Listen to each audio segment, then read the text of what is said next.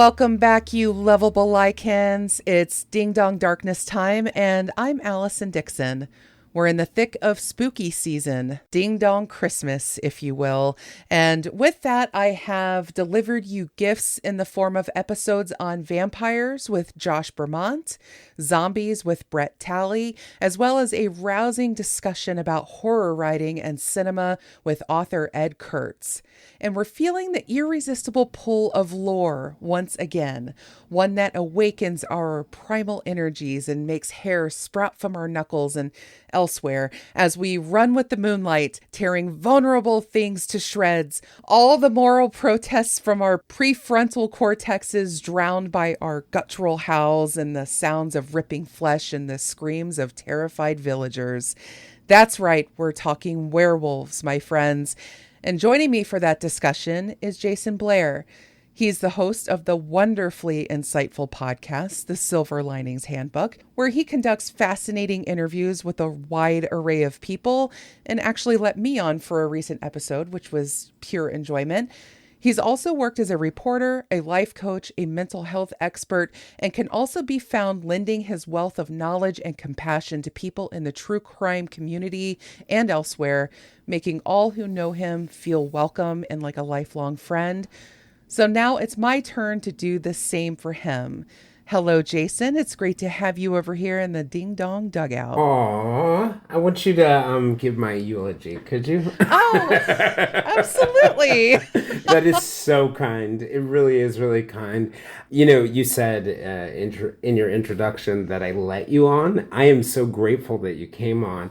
Let me tell you, it's funny because we were talking about our fascination with darkness, just people's fascination with darkness, because I'm always so curious about that. And I found you unbelievably insightful on the topic. But one of the things that really struck me about the episode was that it was so bright, it was so full of light, and it was so optimistic. Like, I got one note, and I got a lot of notes, of notes from women, interestingly. And this is one that sort of fits the theme, right? And this is what a woman who wrote me about it. Thank you for that wonderful episode. I've been overwhelmed and stressed a lot. I felt very alone. I look forward to your podcast every week, and I listened to Allison's episode already, and it was awesome. I love how she can find positive life lessons in anything, even horror.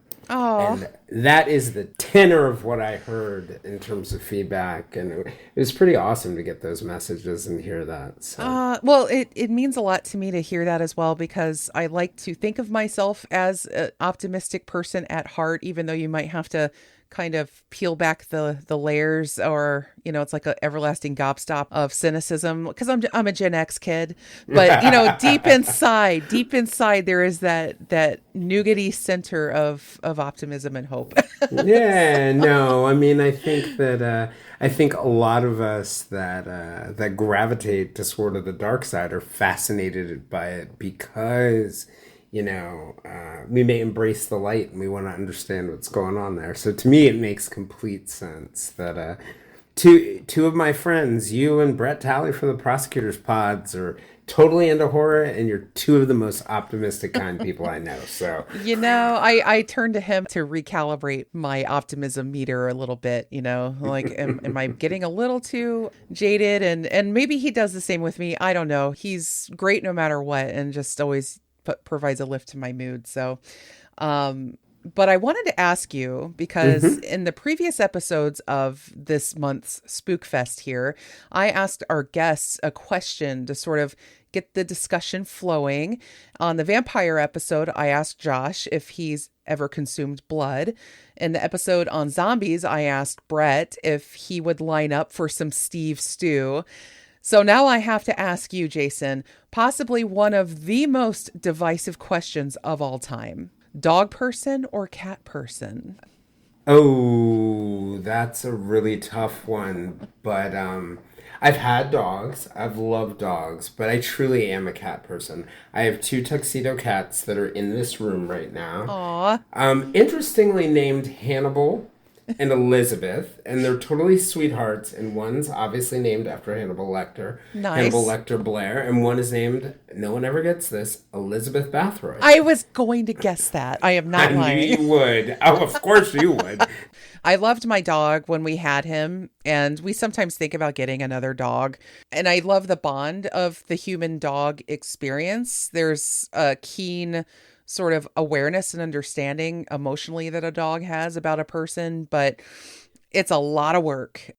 It is a ton of I work. wanted to bring that up because a lot of what we're talking about today will be about the origins of the bond between human and canine and the way that the werewolf mythology sort of formed around that and diverged from that, and why it's such a universal monster, so to speak, as it seems like we're talking a lot about the Universal Studios monsters this month with the zombies and the vampires and now the werewolf. But again, similar to last week when I talked to Brett about zombie lore and how deep that goes, I found myself absolutely fascinated by the same depth that this folklore carries with it, with werewolves and shapeshifters in general. So we're going to talk a lot about the history of the werewolf, which is ancient.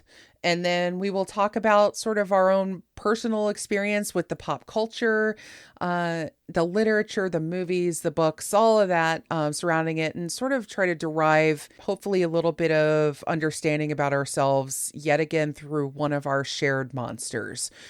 And so my next question for you, Jayson, is what was your first werewolf experience in terms of movies? Oh, that's a really, really, really good question because I think a lot of my early werewolf experiences came from, in terms of movies, can we go with television? Of course. Can Yeah. we go television? So really my first like werewolf shape shifting experiences in television or film were actually the television show X-Files. Oh, Do you remember the nice. monster episodes that they used to have on X-Files? Yeah, my Like, favorite ones. yeah, because some people were like the conspiracy people and some people were the monster people. I was like both, but I really did love the monster episodes. So that was sort of like my first sort of like visual sort of like engagement with werewolves. But over time I went back and I watched a lot of even old ones like the Wolfman from Mm, 1941. yes. And I don't know if you saw Teen Wolf, which was like this Michael J. Fox That was my fantasy one. first active, like, Uh-huh. full memory episode or movie of a werewolf was Teen Wolf. 80s kid. Yes. Yeah. So I actually got that on DVD when they finally came out on DVD. Nice. So it was way back when. And I've just been a fan of the concept because in part I've always thought, like, for me, and if I have my favorites, which I can definitely tell you, which may be somewhat slightly shocking to some people. Actually, they won't be shocking at all. But that whole concept of sort of like shapeshifters, Hmm. in general, who change because of some kind of like either on purpose or because of some kind of curse or affliction, you Yes. know, I always thought that like it is a metaphor for metamorphosis and Hmm. transformation. And in our society there's such a fear of change, Hmm. and there's so many fears. There's fears of our animalistic natures, but there are also these powers that we wish we had to protect ourselves and others. And that's, to me, why so many of the shape-shifting characters, particularly the ones that transform into animals, are so fascinating. Yes. Because yeah, they really speak to something about us that we both fear and need, if that makes sense. I love that you said that. And I love that you mentioned the duality and the way that we wish we had certain powers. I feel like there is always a little bit of wish fulfillment with all of these creatures of lore that we talk about. I'm fascinated by the lore of the werewolf and the way that it has permeated throughout indigenous cultures throughout this world since, the beginning of human history. And humans seem to have sort of evolved with the canine. There was always a sort of relationship between wolves and humans, and such that, our dogs, the dogs we have today at home have evolved from those wolves. That's a really good point, because I think part of what it's both sort of like, and you mentioned duality. I think it's part of the both positive side and the negative side of things that shapeshift into animals, is that, yeah, there's a part of us, like, and this sort of ties into one of my favorites, which, have you ever seen the Halloween movie Trick or Treat? Oh, yes. Okay, Just watched so that in recently. okay, all right, perfect. So, Trick or Treat, in the movie, there are like 8 different stories, and they do a great job of weaving them together. But one is about this principal who's a serial killer, and he's stalking one of the women in the movie, and you're fearful for her the entire time. He finally gets her into an alley, as I recall it, and he bites down on her, or bites on her. So then it cuts to one of the other stories, and then all of a sudden you see this body in her cloak Mhm. being thrown into the middle of this space with a bunch of other women, and in your head you're like, she's dead. Yeah. Well, you actually find out it's him in her cloak. She's a werewolf. He was actually being hunted by her. And so I think there's this, and I think this is a more recent take on werewolves, because you see it in shows like Netflix's show The Order, where werewolves are the good guys, which historically they haven't been, Right. or anything that's transformed into an animal hasn't been. Hmm. But I think it's so empowering that the hunter is actually being hunted. And if you haven't seen Trick or Treat, it's great because all the good guys win it. Love it. But that idea of there being a power that allows us to protect ourselves from sort of predators and things that can harm us, I think is one of the most powerful parts of shifting creatures in general. And the Hmm. other side of it, right, is that I think there's a fear of our own animalistic nature that plays into this. And I think you can kind of drop it into like a couple different buckets. You have shapeshifters that show up in religion, culture, folklore, and literature going way back to the beginning of time. Like the Norse god Odin could Hmm. transform into, basically, he could will himself into almost any being. And even Jesus, when he took his disciples to the mountain and his face transformed and other things like that. But more recently, you've got characters like the Hulk and the Spider-Man. Bruce Banner turns into the Hulk. Um, and you Right. have these other places like that. But if you roll back into Native American and First Nation culture in the United States and Canada, if you look at the Algonquin family of languages, they have the Wendigo. Are you familiar with the Wendigo? Yes. Right. Oh, yeah. And so it's this evil spirit, right, that lives in the forests on the east coast of Canada and the US. And they're like depicted like these human-like characters.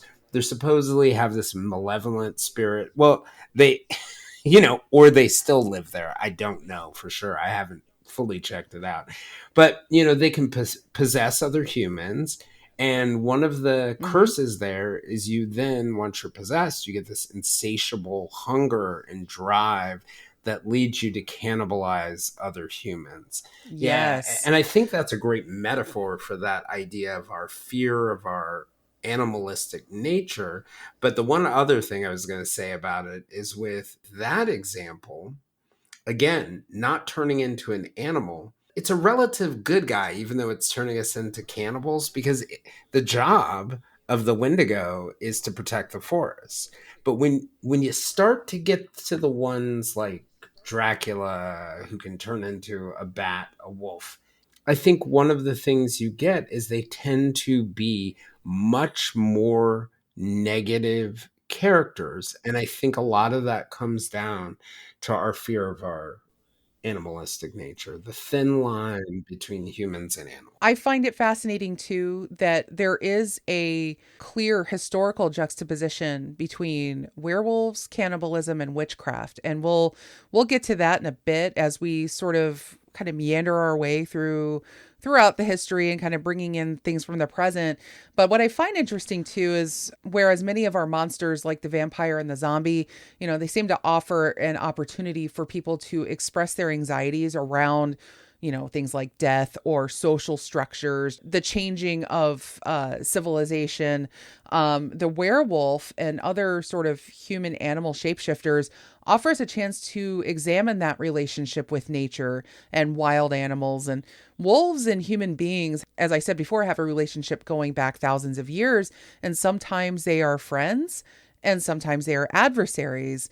And wolves and humans also share a lot of the same characteristics. They travel in packs, like we often tend to do. They have families, like we often tend to have. We are a predator species, like the wolf. We eat a lot of the same things, not always, but often. And anybody, again, who has a dog can absolutely attest to the fact that if you're eating something in front of a dog, they will watch you intently in the hopes that you will drop a tasty morsel for them because they want to eat what we're eating. And that is very much part of that sort of bond going back millennia. But that ancient bond, that desire for these two intelligent creatures to understand and emulate one another, all but guaranteed that they would appear in some of the earliest folklore. And that's one reason I wanted to ask if you were a dog or a cat person, because as much as we humans tend to love and revere cats, we tend to place them sort of above us. They're almost like little gods, as the Egyptians revered them, ancient Egypt. And I just think that's really interesting too, that you brought up the types of werewolves, the cursed werewolf, because history and folklore sort of do divide werewolves into three types. We have the victim, which is someone innocent who's been turned into a werewolf against their will, and they remain completely cognizant of the experience at the same time. The oldest piece of known literature by humans, the Epic of Gilgamesh, contains a story of a victim werewolf who is a shepherd who is turned into a wolf by a goddess. And then there's the cursed werewolf, and that's bad people, quote unquote, forced to become wolves as punishment, and where they must remain in that form until they fulfilled some sort of quest or purpose. And that features most prominently in Greek and Roman literature. And what's interesting about that is Zeus plays a big role, or Jupiter, depending on if you're doing Greek or Roman, has multiple stories of people making offerings to him and them becoming wolves. And I'll get a little bit into that later on. But the one that I find interesting too is the third one, the warrior werewolf. And those are humans who can willingly shapeshift into a wolf in order to conquer their enemies in battle. And we see this a lot in fantasy stories, video games, or, anybody who's ever played, say, the druid in Diablo 4, or hello, that's nerd alert over here. I just beat that game as a druid and got to shapeshift into a werewolf all the time. And, Nice. But the warrior is most commonly associated with stories of ancient Nordic fighters called berserkers. And if anybody's ever said the word berserk or thought of the word berserker, that's where this comes from. They made themselves resemble predatory animals in battle, and they put on the skins of wolves and bears and wild boars in the hopes of taking on that animal's characteristics. And then they would fight like those animals, extremely crazed, violent, howling and roaring, etc. And we see the term berserker used a lot in both gaming as well as true crime culture when referencing, say, serial killers who use a particularly zealous form of violence, like Ted Bundy at Chi Omega. And so that word, that gets kind of tossed casually around these days, has a very intense origin that is associated with sort of the merging of man and animal. And I found it interesting, Jayson, that you mentioned in Trick or Treat about the female werewolf. That is such a contemporary spin on the lore, because so much of it leading up to I would say probably the late 20 or well, early to mid 20th century involved just, it was mostly a male affliction. Well, this is going to come as a shock to you for a guy who hosts a podcast with the word silver linings in it. But my favorite werewolf stories are the ones like the one in Trick or Treat, the Yeah. idea that women could be protected. They can protect themselves. Yes. They don't need help to be protected.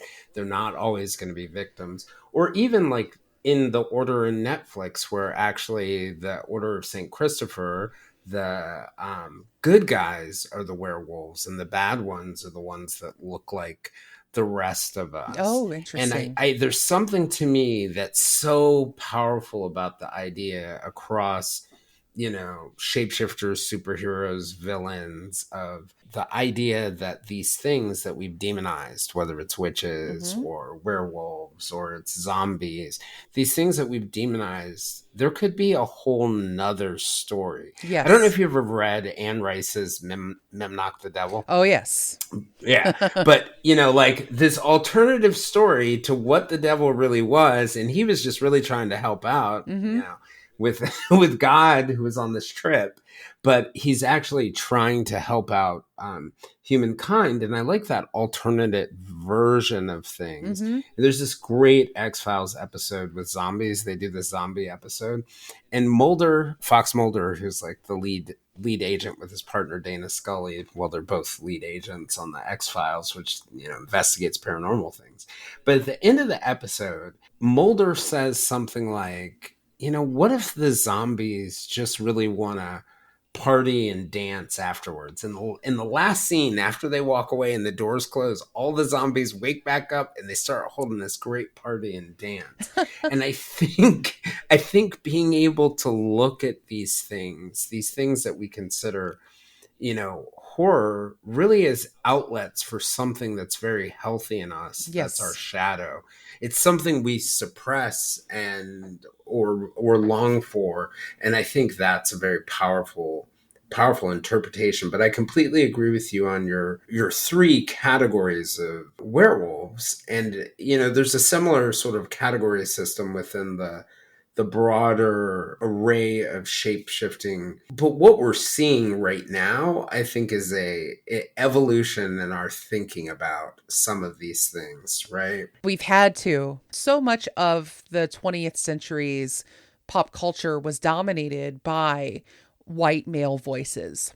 And it had that same effect of, you know, creating these same dichotomies. And for instance, werewolves being traditionally male, that was often made the case because a lot of storytellers eventually found out that they just preferred to have women in the sort of damsel role and the victim role and the endangered role as sort of the prey for the werewolf.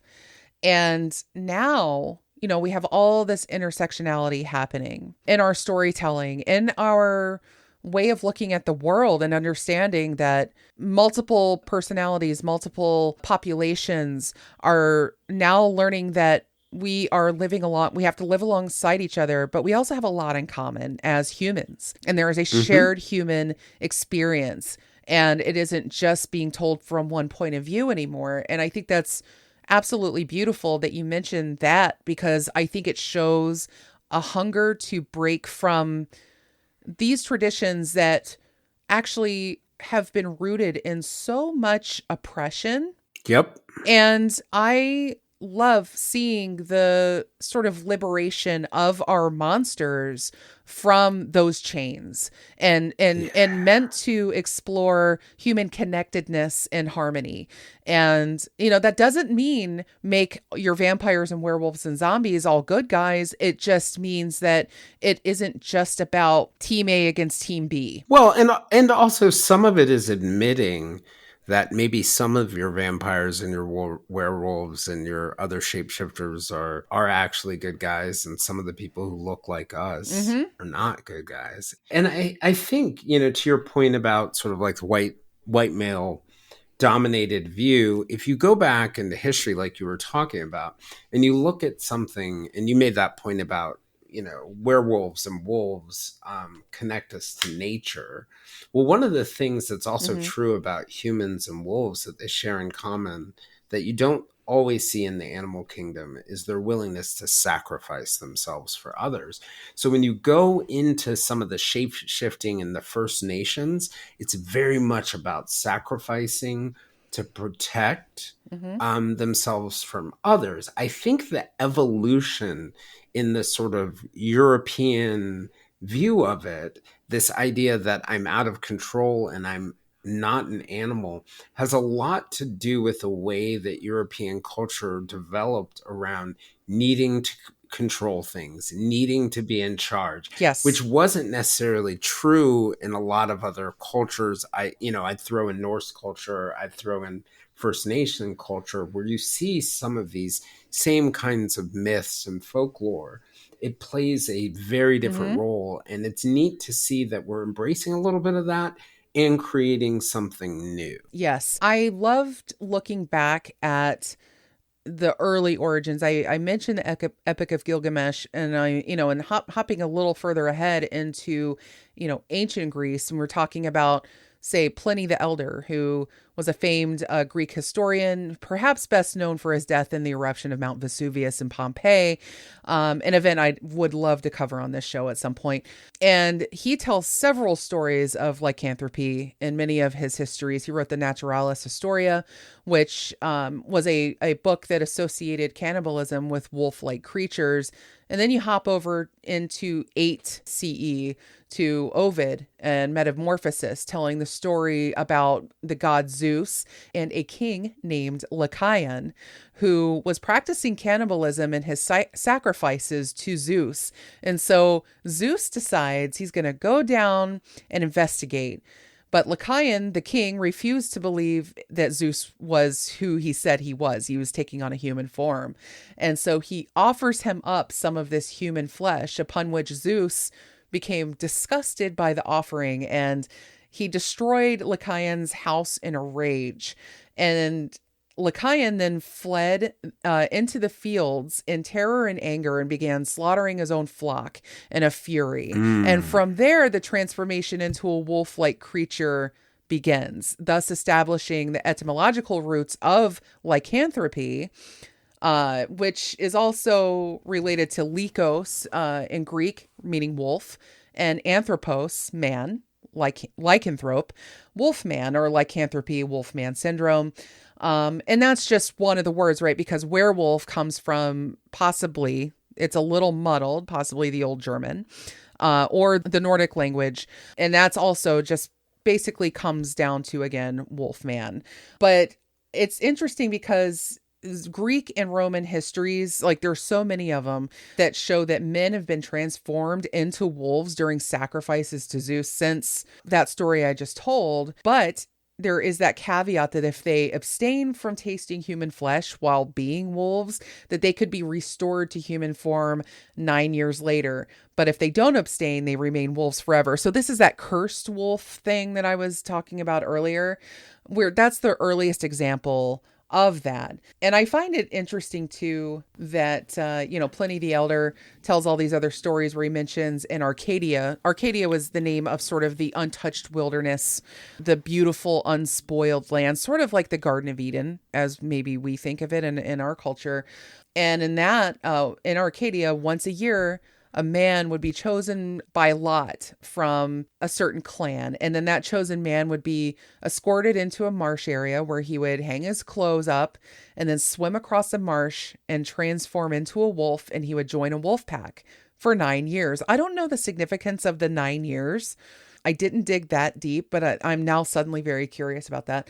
And he would say that if during these 9 years he refrained from tasting human flesh, then he would return to the same marsh, recover his previous human form, and then he would gain 9 years in his life. So you're sort of making these deals where you're like trading something, like giving up a piece of your humanity in exchange for immortality, or a little bit more life. And that follows throughout so much of the lore in the literature, this Faustian deal, as it's often referred to make a deal. Yeah, and if you think about the way that we view cannibalism, a lot of our views around cannibalism, cannibalism is something that we as humans don't really understand.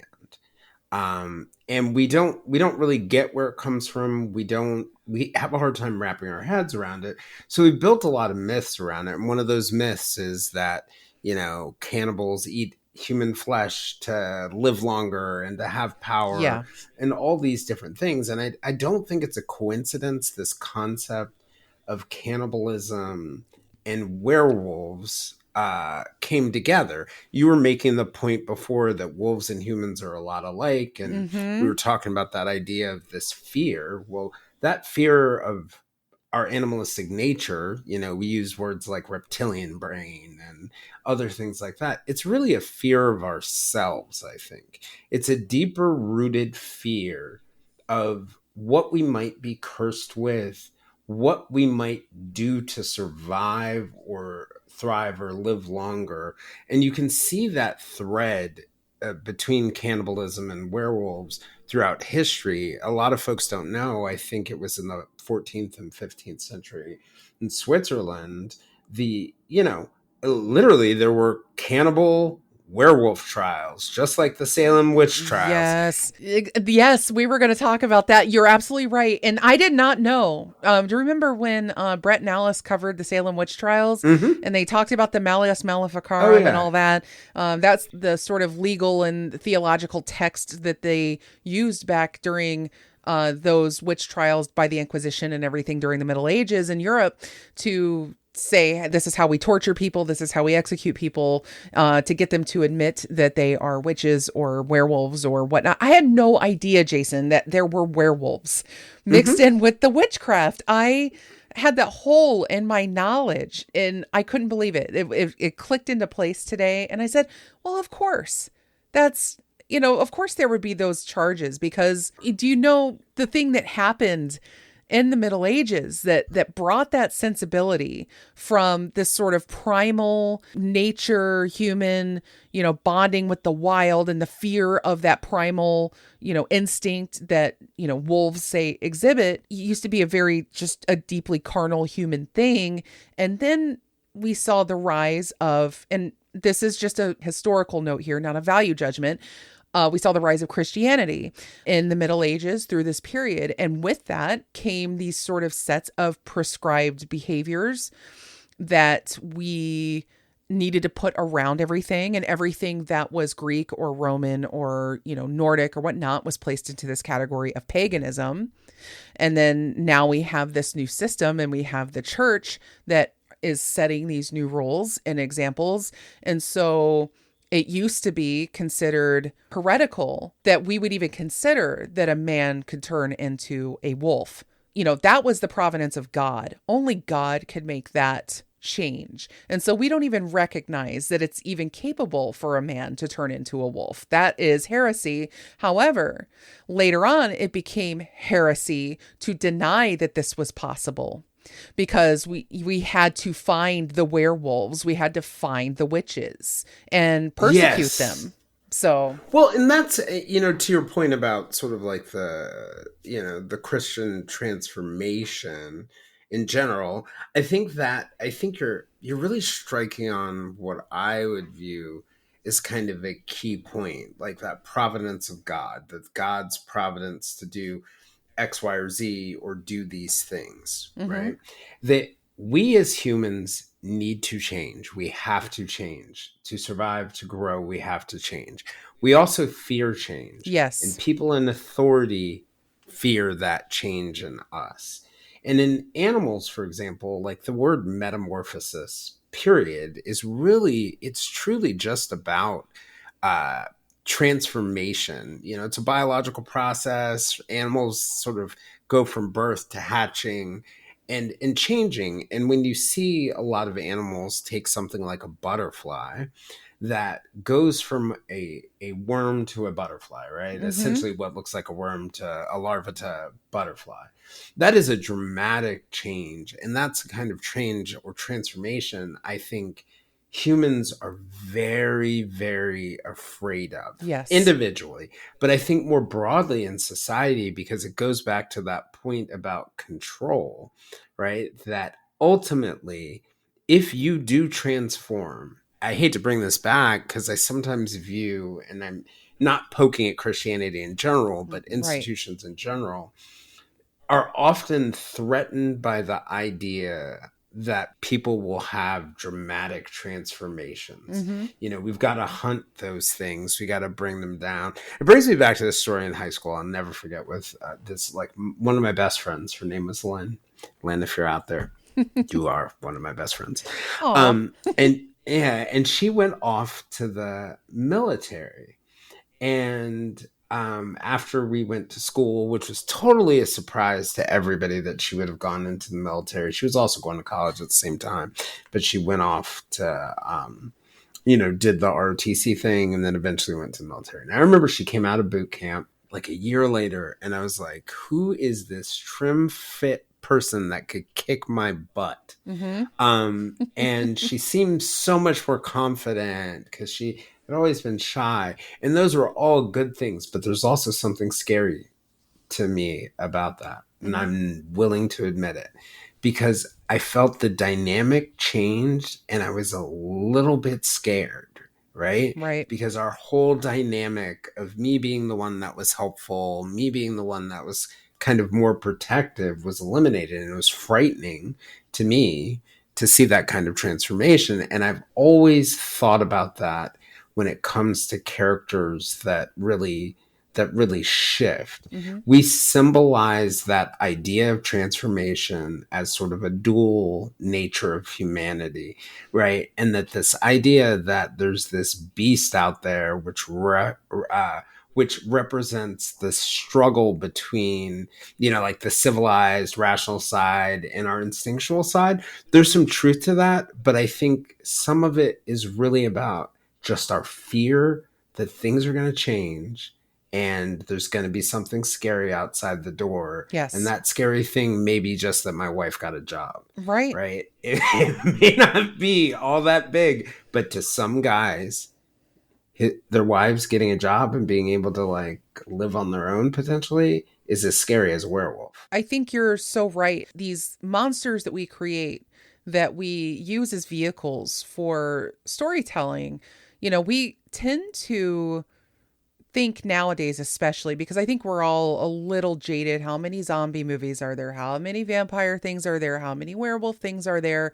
And we start to feel like we're just being fed the same thing and it doesn't have that depth. But when you step back from it and you realize that this is a symbol tapping into something, we are trying to explain the chaos of our world through these creatures and try to understand it in some way.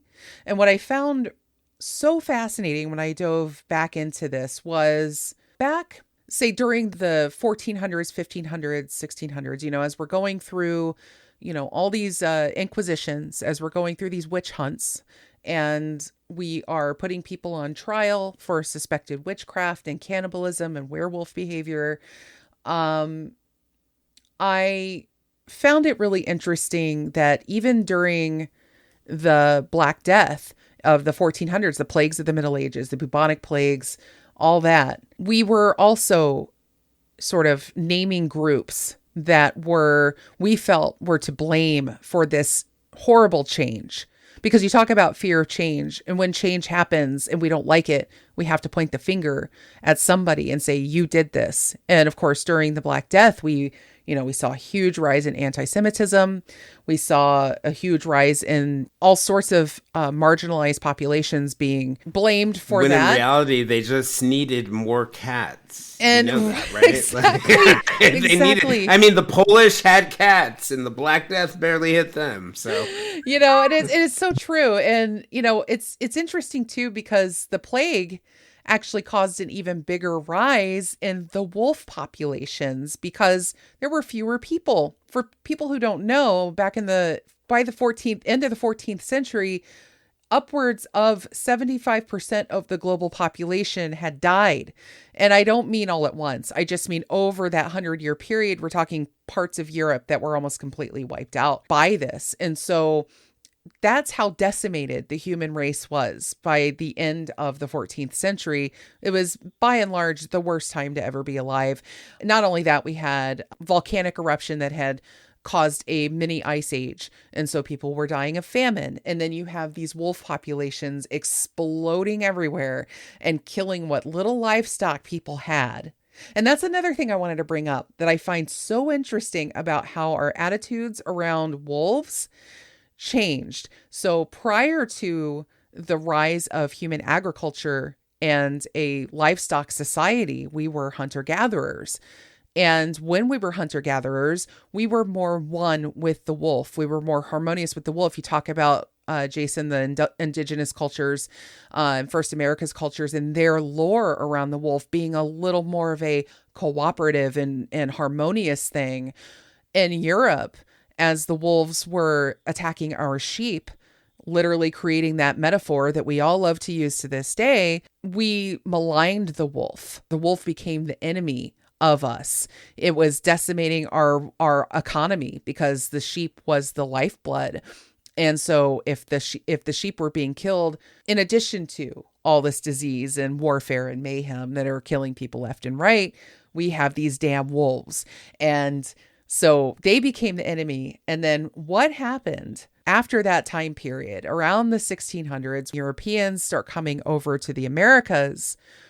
We see a huge clash of culture and lore. And the Americas were filled with wolves, just like over in Europe. And so that afforded us the opportunity to use their cultural fear of the wolf, and to see that the natives had embraced the wolf. And it sort of fueled that fire that led to the subjugation of the indigenous people. Largely that disagreement over the wolf is incredible. That one little thing, it almost makes me wonder, like, if we'd ever agreed on the wolf culturally. Well, think about Aesop's fable and the wolf and the shepherd, right? The wolf prowling around the flock of sheep for a long time, the shepherd worrying, trying to prevent the wolf from carrying off a lamb. And, like, finally the shepherd sees the wolf, right? To Garden of Eden moment, and forgets about how wicked the wolf is. And then ultimately, a wolf is going to wolf, and he takes the lamb away. But I think it's a part of a broader history that we use things like the wolf or whatever to scare people. Like, I think of in African American culture, still down, if you go to where my dad's family is from, you've got shape-shifting spirits that can become animals like cats or owls, and stories of stuff like that were used to spy on African American families or cause harm. Where did that come from? That came from slaveholders who were utilizing that. And I think something very, very similar happened in Europe around things like wolves. Not only is it a real, genuine fear that exists, but then that fear is leveraged for control. And that's where I think when we get to our buddy Elizabeth Bathroy, I think we get a great example of that. And it's this, yet another witch hunt, right? These legitimate fears that exist get turned into witch hunts or tools to manipulate people. And that's one thing I'll say, Allison, that's really cool about monsters in general, is that our use of monsters over the last hundreds or so years has flipped the script on so many of these things that were used to articulate supernatural punishment or to suggest someone was damned or going away. Now they're in my video games. Yes. So, Yes. right? Absolutely. I've loved sort of delving into all of this lore this month, just specifically for that reason, because now when I, pick up a video game and the zombie video game, I might reflect back on so many of the things that zombies have represented in our culture and in cultures throughout the world. And then also with the werewolf, I'm hailing back to the vintage of most vintage werewolf video games, Altered Beast. And as a kid, it was one of my favorites growing up. But I think about how, we've used the werewolf to really try to dig down into parts of human nature that we just do not quite understand, and how that has morphed with our growing understanding of I would say the world. I would put a flip on that. Mm-hmm. I don't think it's that it's parts of human nature that we don't understand. We understand it. We just don't want to face the reality. Yes. I heard you and Brett talking on the last episode, and you were talking about the zombie apocalypse, and would Brett? What was the question? It was, would Brett practice cannibalism in the survival situation? Yeah. Like, Brett is a very honest and open guy, and he's willing to admit reality, but that is a reality most people don't want to admit. Right. At the end of the day, we would hunt like a pack of wolves. We would. And it would not take much, I don't think, to make us cast aside the artifice that we've constructed like around ourselves, this proper... A second Trump presidency. Yeah. Oh, you know what? I am leaving that in there. I love that you said that. Thank you, sir. Thank you for putting voice to my own thoughts. I appreciate that. I loved watching, too, the way the werewolf in the Middle Ages sort of, what we established during the Middle Ages set the scene for so much of the things that we sort of take for granted now. And I kind of want to bring in a true crime element now, because I found this absolutely fascinating during my research. So this was all during the sort of the werewolf trials that were going on that peaked in the late 17th century. So we're starting to wind this down. This is about the time when I think a lot of the people in power were like, we need to knock this off. And there was a German man named Peter Strube, and he was an accused killer who was believed to take on the shape of a werewolf in order to kill his victims without being caught. And here's the interesting thing about how they came around to believing this. Hunters initially thought they were tracking a wolf who'd been slaughtering, men, women, and children and livestock around the community. And so they assumed it was an animal. And so when they were tracking this wolf, they lost track of it, but they found Peter, who was a farmer, wandering around those same woods. And for whatever reason, they just decided to assume that Peter had just changed back into his human form, that he was the wolf. Okay. So they put him... I feel bad for Peter. Peter was just in the wrong place at the wrong time, it sounds like. But who knows, right? Because... Well, and I'll just finish the story here. He was put through brutal torture, of course, whereupon he admitted under that torture to killing 14 children, 2 pregnant women, as well as his own son. He also if he admitted it. And he also admitted to cannibalism and having an affair with a quote-unquote she-devil. His daughter and that mistress were also found guilty as accessories, and they were all executed on October 31st, 1589. Wow. Yeah. And after they dismembered and burned his body, they kept his head and mounted it on a pike above a statue of a wolf. And that story became a huge sensation in Great Britain and other places because there was a book written about it. And it sort of reinvigorated interest in werewolves after people had been sort of taking a breather. And what we now know, historians looking back at this, show that these chronicles are actually people coming to grips with the existence of serial killers rather than anything supernatural. They just didn't have the vocabulary. And in fact, we didn't get the vocabulary or the understanding of serial killers until the mid-20th century, really. But we like to think that in the 20th century that the serial killer was this new thing that we had discovered, when in fact it's very likely they've always been among us. We just didn't know what they were or what it was, or we were attributing it to supernatural elements. And so, again, the werewolf tied into serial killers. It makes perfect sense because it ties back to that same idea of us needing to use these characters, use these spirits, use these different things, whether it's the the people in the North and Game of Thrones, Mm-hmm. or any of these different elements, to try and explain either parts of ourselves or parts of the world Yeah. that we have a hard time wrapping our heads around.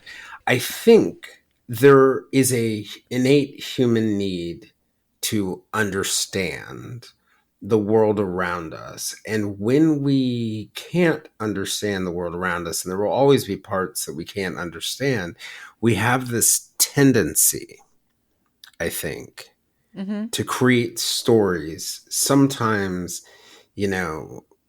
stories can be powerful. They can be Very. good. They can heal people. They can help people. They can also be dangerous. We see Mm-hmm. that in the Holocaust. We see that in the Elders of Zion. We see that in all sorts of examples throughout time. And I think we create these stories sometimes to, you create the boogeyman to scare kids into going to sleep. You create all sorts of different Yeah.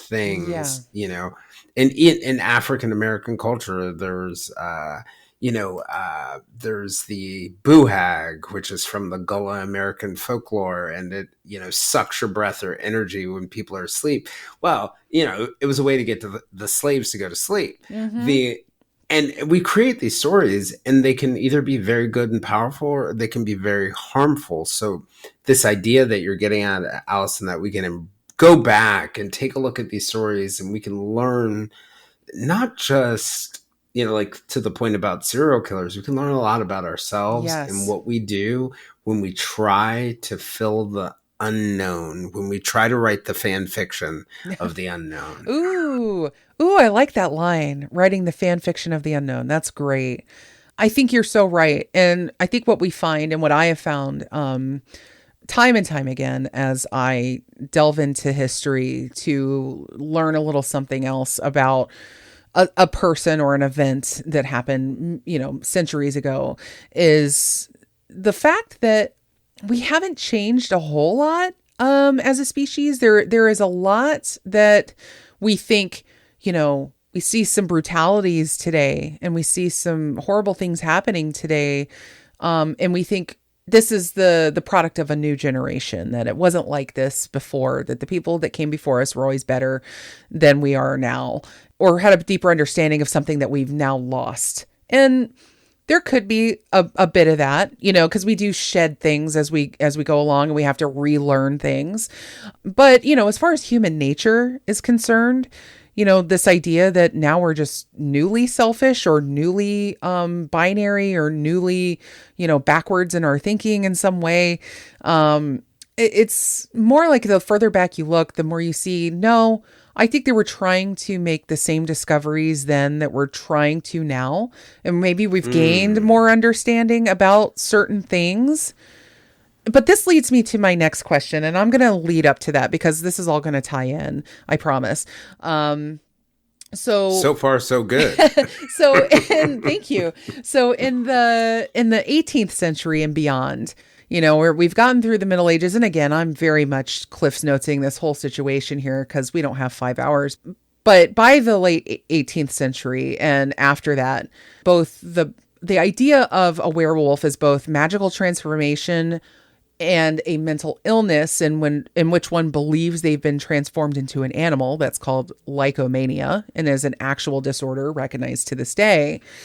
We started thinking more scientifically. We're talking about the birth of the industrial age. We are probably more wizards at this point in history than we've ever been since, in many ways. We are discovering electricity. We are inventing the telegram, the telephone. We are inventing, horrifying chemicals to use in warfare. We are inventing bombs. We're inventing early versions of Wi-Fi, thanks to Hedy Lamarr, because of torpedoes and wireless transmissions. We're learning so many magical, amazing things. The world has become this thing that we've tapped into some deep understanding. And with that comes this desire to understand what made people think werewolves were an actual thing, like there was a supernatural werewolf.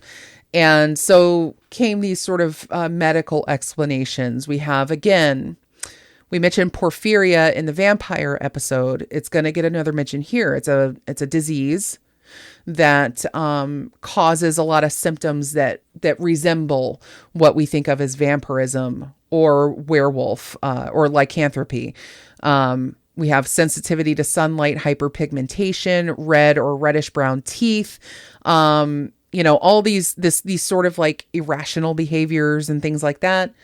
We would blame yet again ergot poisoning. That's that fungus that makes everybody go crazy, that has been blamed for everything from the dancing plagues of, the 1500s to, the Salem witch trials, all of which is wrong. But we keep bringing up ergot as a means to try to understand, or to blame some substance or some object as the cause for this unbridled homicidal lust that human beings have exhibited over our, entire history. But yet again, that doesn't hold up. The closer you look at a theory like that, the more you find that it's mostly empty.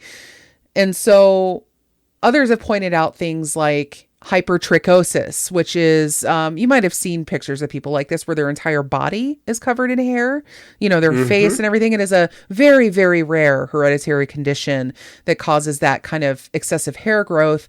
But that's also not possible because it's such a rare disease that people back then wouldn't have seen it on a large enough scale to cause this sort of like cultural belief in werewolves.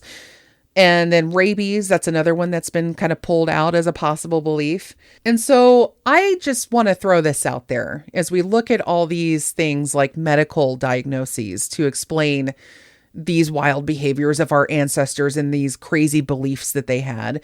I believe it's important to understand that the monsters we create, we shouldn't be trying so hard to explain them away with rational explanations like this is a disease or they ate a fungus that made them go crazy.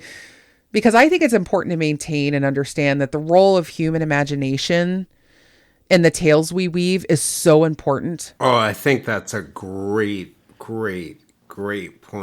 You made me think of like as a child, and everyone denies it now, but like that as a child when you imagine that you're the bird or an insect or whatever it is, there's something about the fantasy that leads to so much innovation. Yeah, that human creativity, that human spark to sort of come up with these stories, these legends is kind of it's a beautiful thing. And on the same token, though, I guess it is also kind of important to sort of throttle it a little bit because you have to create an anchor for that imagination just so that we don't find ourselves, say, accusing people with epilepsy of being demonically possessed, So there is a line there of where we can say, oh, we don't have to be afraid of this thing anymore because now we know what's causing it. But I can tell you something about the science behind those things. That's a great example with epilepsy and demonic possession. But part of the reason why we have so much historical, before we knew what epilepsy was, we have so much historical information about it is because people would write tons of stuff down about these demonic possessions. Yeah. And so while we may not necessarily want to make it something negative, let's say, but there's a value in creating stories around these things that we don't understand. Yes. They don't have to be malevolent,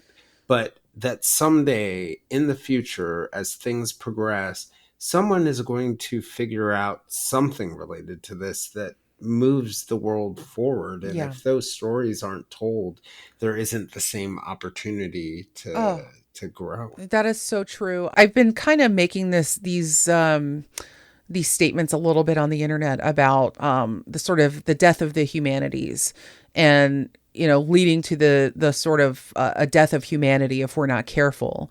Because now that we have sort of streamlined a lot of education in this country, especially toward STEM, science, technology, engineering, and math, education, learning these things so that we can go out and get a job one day and become, computer engineers and all these other, lofty things that obviously is very much in demand, but we're not leaving enough room for reading about these stories and these human experiences and things like understanding what fascism looks like, understanding our histories so that we don't repeat them. And, we're leaving a lot of that education in the dust in favor of these sort of hardline understandings of, the way the world works. We're breaking it down into all these algorithms. Chat GPT is an amazing metaphor for this. Yes. Let me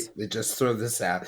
So you've got this giant language model that sucks in all this data from the internet, from books that have been written, and all of this knowledge, and it produces answers for us. And everyone talks about how artificial intelligence like ChatGPT is going to replace writers. It's going to replace all sorts of things like that. Well, what happens when there are not people creating original knowledge? Right. It starts to break. And people call this the knowledge age because I'm so on board with this. But I actually think there's a knowledge desert right now because we're so focused on the technical, practical movement of science. Right. And not the deeper, richer things that it's actually based on. Yes. Right? Yes. I just don't think we would be able, we're building upon something and advancing upon something, but we're making the focus so narrow on the sciences and mathematics and engineering that we're weakening the foundation that all of those things are built on. The old joke, right? That sociologists standing somewhere and the psychologist says that, sociology is just applied psychology. And then there's a biologist and the biologist says, psychology is just applied biology. And then there's a chemist who says, well, biology is just applied chemistry, and a physicist who says that, chemistry is just applied physics, and finally a mathematician who says it's all math. But the reality is it's all the knowledge that we have connected, collected, and passed on. Yeah. None of those things, from sociology to calculus, right, exactly, exist without literature and art. And those things are the actual foundation to all of those things. And what I would tell you scientists out there who are poo-pooing my point is, who's going to tell your story? Who's going to pass your information on? Who's going to tell the lessons, right? Yeah. And so I want people to go to college, if they're going to college, to remember to take some literature and philosophy and psychology and history, for the love of God. People complain about these prerequisites a lot of times in education. And often these are the foundational things that you need. And it worries me right now. We're looking at a world that is in some intense conflict right now, to put it very mildly. Yeah. What's happening in the Middle East right now, for instance, a massive conflagration that's been building for 70 plus years and has been having fires off and on throughout all of that. But what we're seeing is new people coming into the understanding, or trying to come into the understanding of what is happening right now with this conflict, say in Israel and Palestine. And they lack completely that historical context of both sides. And you want to ask them, do you know why Israel was established? Do you know what the history of Palestine is in this conflict between the two? Do you even have that basic foundation of understanding? And they often do not seem to have that knowledge. So I just think we're living in that sort of proof that, we are forgetting a lot of these stories. And I know that this is a bit of a tangent we got off on, but I feel like it applies to what we're talking about here, just about these sort of what we think of like, oh, Jesus, it's just Teen Wolf. Will you just stop being so serious about it? And it's like, no, because that's just a fun way of looking at something that has a lot more implications attached to it. And I want to go deeper every single time and like find that sort of bedrock. Once you've stopped telling stories and passing on stories, we have nothing, and we're doomed to repeat the same mistakes over and over again. The werewolf is so about, I think, that passing of stories, that folklore that, our European ancestors have intermingled it with a lot of fear and insecurity. But then we have if we look at the Native American view and see something this more harmonious protective thing. And we can sort of bridge these things together because absolutely there are anxieties and insecurities, these cultures is like in Native culture as well, that they express in other ways. And so it's like, these are all human emotions we're dealing with here. And so I think it's fun to pick that apart. Can I give us a pat on the back for progress, though? Oh, absolutely. Because, yeah. To many of the points that you're making, I think part of this transformation around monsters, werewolves, shapeshifters in general, really has to do, to some extent, how we have gained a better understanding of things like mental health conditions and other topics, and how we become more transparent in society about risks on things like climate change or, forests or whatever it is, right? Right. That by dropping those stigmas and having those conversations, we can now have a John, Arya, and Bran Stark where their dire wolves give them their strength and transform them. We can have those dancing zombies and the X-Men who are like your kids who may have been outcasts or outside of the popular club. And you can have people like Rogue from the X-Men who is able to take on people's qualities and characteristics, who's like a good guy, and Lori from Trick or Treat, who's able to protect herself. Yes. That we're able to now say that like some of our differences can be powerful and can be good. And I'm not always an optimist, but I will give us some points for what the transformation of the way that we look at some of these monsters says about our willingness to admit that some of the things that we think are monsters aren't really. I think that's a beautiful insight to make. I also want to mention, too, that I find it really interesting as we're talking about, the use of werewolves in our stories and in our own personal mythologies and our own cultures is, we even see life imitating art because back in after World War I, there were groups of German soldiers who refused to disband afterward. And they joined together calling themselves Werewolf, WEHRWOLF. And this group would become the elite Nazi recruiting force in World War II. And they would borrow from old werewolf myths to make their propaganda. And Hitler himself also fancied himself as something of a werewolf. So that mythology... he had the wolf's lair. Yes. Was his base. Right? And so you can often see, too, where if you are aware of this kind of all these sort of cultural threads that run through all these stories, then it gives you a lesson about even the evils of people and trying to, be on the lookout for certain symbology. As of right now, you're fully immersed in the Delphi case with all this Odinist stuff being tossed around and whatnot. Oh, don't get me started. I know. I was going to... You want a real tangent.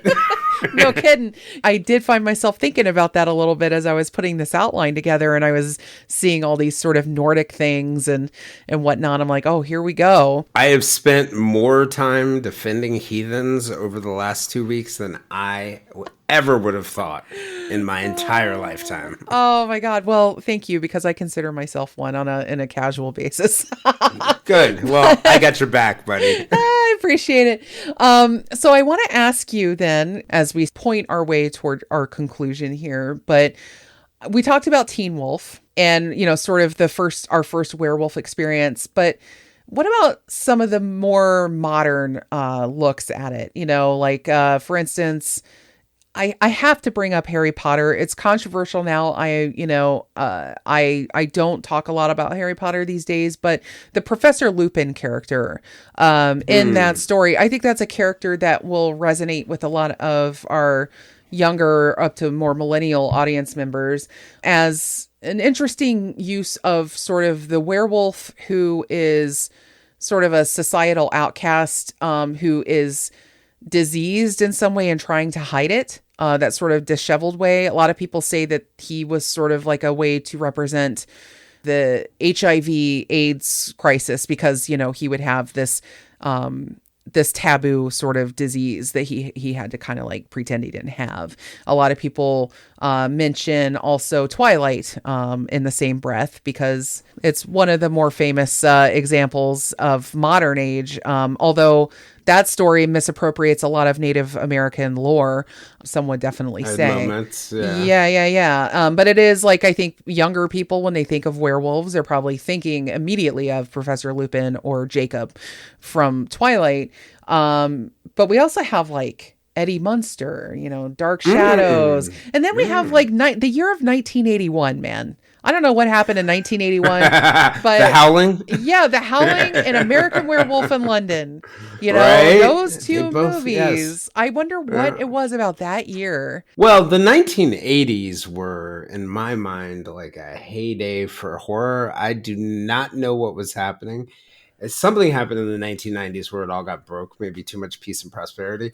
But Yeah. the 1980s were quite a decade for, because you also had Teen Wolf with Michael J. Fox. You had like The Howling then. Mm-hmm. The series also, in addition to the movie. Oh, that's right. I forgot about this series. Yeah. It was, and like you said, American Werewolf in London, which is like a great horror comedy. I mean, it was groundbreaking in terms of its special effects too, and all that dark humor was super powerful. It was really cool too to see sort of how a lot of those things were picked up after, they were laid down by, you mentioned the Wolfman, and then we have the Werewolf of London, the original one, because we talked about the American Werewolf in London, which was more like a satire spoof comedy that sort of combined Werewolf of London with an American in Paris kind of dynamic.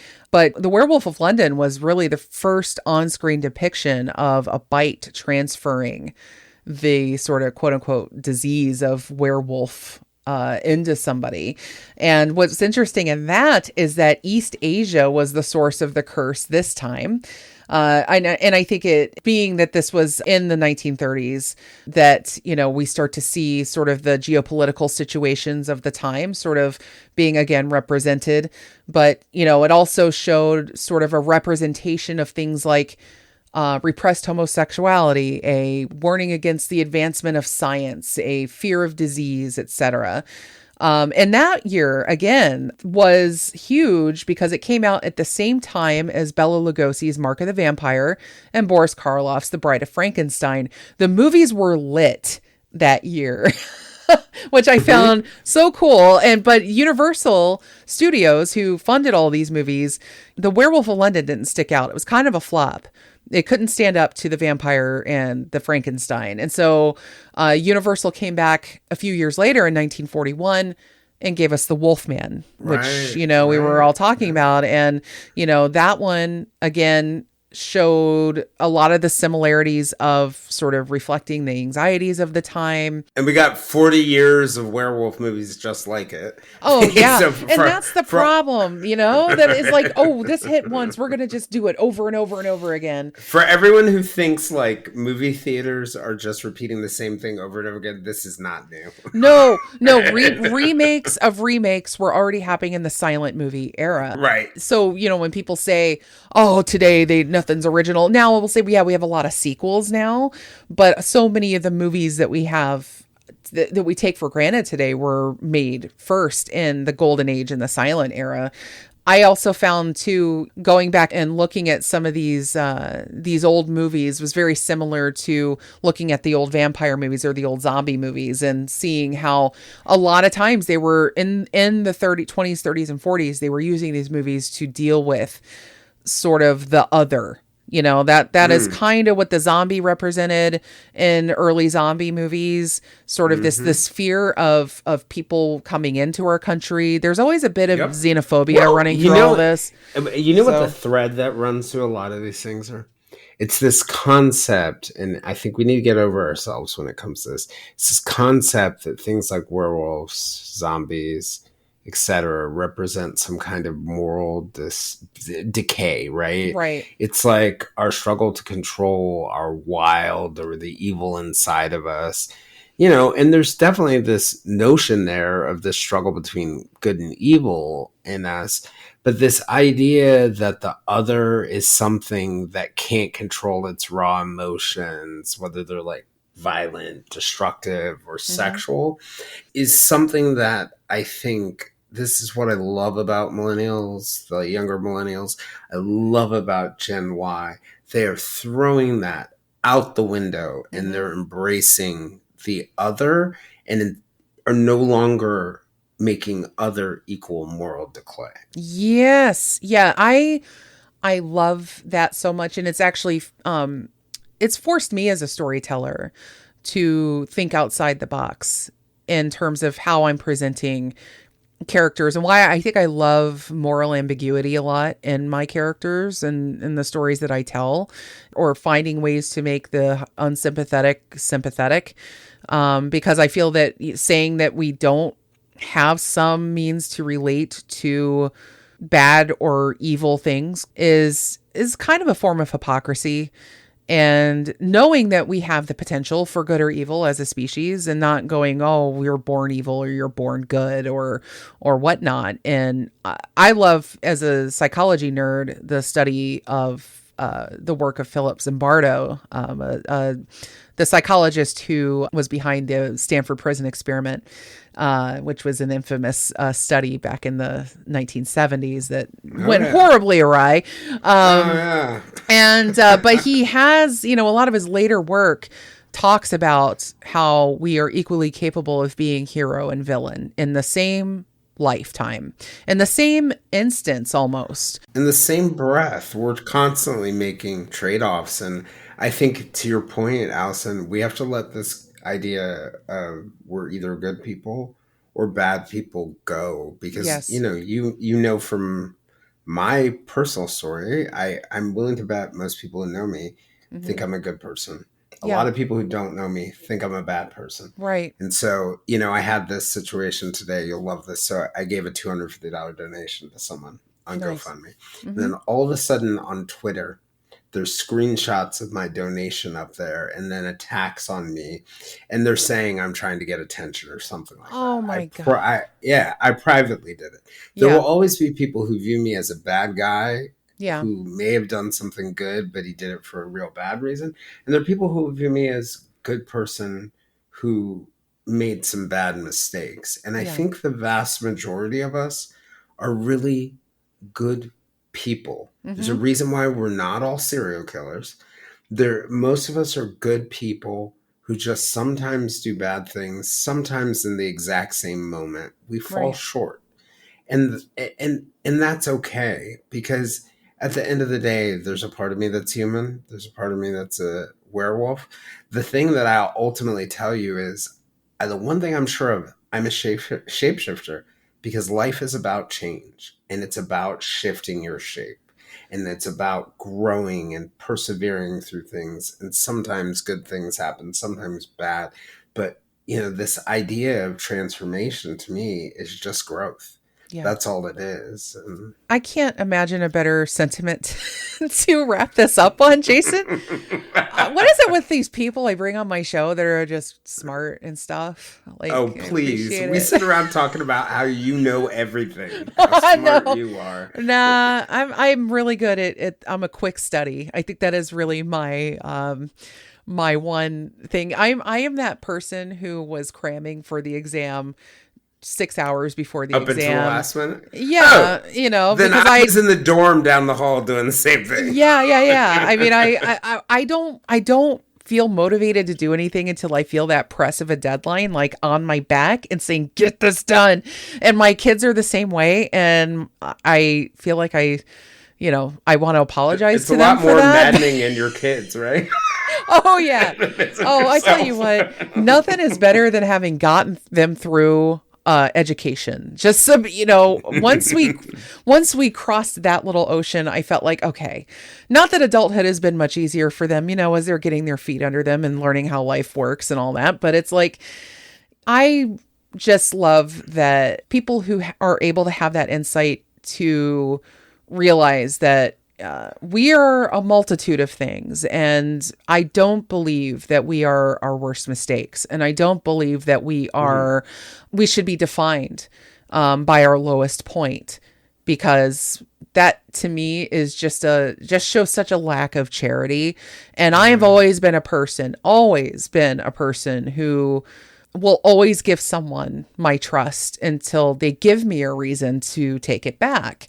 And if that means that I'm, if I get burned or if I get hurt or if I get proven wrong, so be it. I will not feel bad for acting in good faith. I just will not. Yeah, it's a great way to operate. Like, I'm willing to bet I don't know what you like about me. I don't know why you like me, but I'm willing to bet that if you listed 3 things or even 5 things that you like about me, they would all tie back to my worst moments. Because that's where I learned. Wow. I think that would be an interesting sort of exercise for people to think about the things that they like about themselves and how that relates to their worst moments. Because I think you're absolutely right, and why you shouldn't, or why people shouldn't wish to undo a lot of those things, and I love your attitude, and I love the way you share it with the world. So thank you for doing that. Thank you for having me on. And I can tell you each one of those things is very tied. I would not be as humble as I am. I would not be as compassionate as I am. I don't think I would have even been, not to say I am ridiculously smart, but as smart as I am, if I hadn't been forced by those things to examine the world and examine the world around me. And I always tell people that as hard as what I went through by my own hand, what I went through I don't think I would have liked the person I would have become without it. So, yeah. And you know what? The werewolf in me is allowed to now hang out in the living room because he's not that scary. Are you feeding him some treats every now and then? You got to give him something to chew on, The cats will if he behaves. Yes. See, and that's what I want to encourage everybody to do is, we look at the history of the werewolf, the more Eurocentric version of the werewolf, as this sort of way of that we wrestle with our worst urges. And I say, yes, let's sort of drop the adversarial aspect, and let's get to know that little pooch living inside us. And, awesome. That's what I invite everyone to do. And I'll go ahead and wrap it up here, but I just want to hear from everybody else who listened to this and had some insight. Reach out to me at dddarknesstime@gmail.com. Reach out to me on Twitter. I will, of course, I'm most active on there, but I'm also on Facebook quite a bit. I have the Facebook page for Ding Dong Darkness Time podcast. A lot of listeners will see me kind of traipsing around various true crime circles on Facebook as well. So, feel free to hit me up if you see me in the gallery, the prosecutor's gallery, or in Jason's group for the Silver Linings Handbook. And give Jason's show a listen. Why don't you? I love listening to the discussions. They kind of give me that bit of like NPR feeling, whenever the way you do it. And so when I was listening to my episode with you, I was like, man, it kind of started off. I felt like a guest on a real radio show. It was really cool. so well, I can tell you, a lot of people loved you. Well, thank you, and they're gonna love you here too, man. I promise you that. So anyway, that is all I got for now. Tune in next week where we are going to sit down and talk about something a little devilish, a little witchy, and that's all I'm gonna say. This episode was produced by yours truly, Allison Dixon, and wouldn't be possible without the amazing contributions of countless friends, family, and supporters. Big shouts also go out to Nathaniel Dixon for all the show art, as well as Spencer Morlock and Ken Dixon for the music. I'll be back with something new next week. In the meantime, you know what to do. Be good, you little ding-dongs.